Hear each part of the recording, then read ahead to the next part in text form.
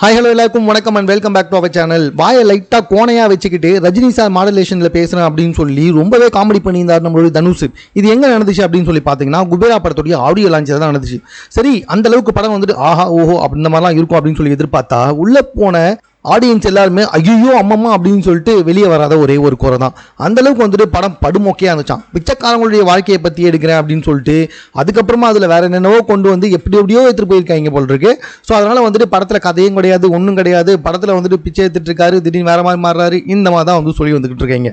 சரி, படத்துடைய வசூலாவது நல்லா இருந்திருக்கும் அப்படின்னு சொல்லி பார்த்தீங்கன்னா தனுஷ் நடித்த கடைசி 2 படம் வந்துட்டு ஆஹா ஓஹோ அப்படிலாம் கிடையாது. ரெண்டுமே ரொம்ப முக்கியமான படம் தான். இருந்தாலும் அந்த படம் வந்துட்டு உலக அளவில் 18 கோடி வசூலாயிருக்கு. என்ன தெரியுமா? ராயன் படம். ஆனால் இந்த படம் வந்துட்டு பார்த்தீங்கன்னா உலக அளவில் வெறும் 13 கோடி தான் வசூலாயிருக்கு முதல் நாளில். 2வது நாளில், அதாவது இன்னைக்கு வரைக்கும் எவ்வளோ ஆயிருக்கு அப்படின்னு சொல்லி பார்த்தீங்கன்னா கிட்டத்தட்ட வெறும் 22 கோடி ரூபாய் மட்டும்தான் உலக அளவில் தனுஷுடைய படம் வசூல் செய்திருக்கு. இது தனுஷ் நடித்த படங்கள்லேயே ரொம்ப ரொம்ப ரொம்ப ரொம்ப ரொம்ப கம்மியான ஒரு வசூல் நிலவரம் ஆகும். ஸோ இதுக்கப்புறமா அவருடைய மார்க்கெட் வந்துட்டு எப்படின்னே தெரில.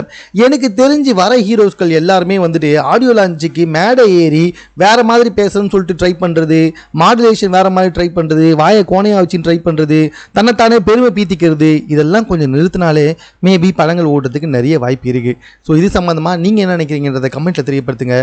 மேலும் இது போன்ற செய்திகளை உடனுக்குடன் தெரிந்து கொள்வதற்கு நம்ம சென்னை சேனலை சப்ஸ்கிரைப் பண்ணுங்க.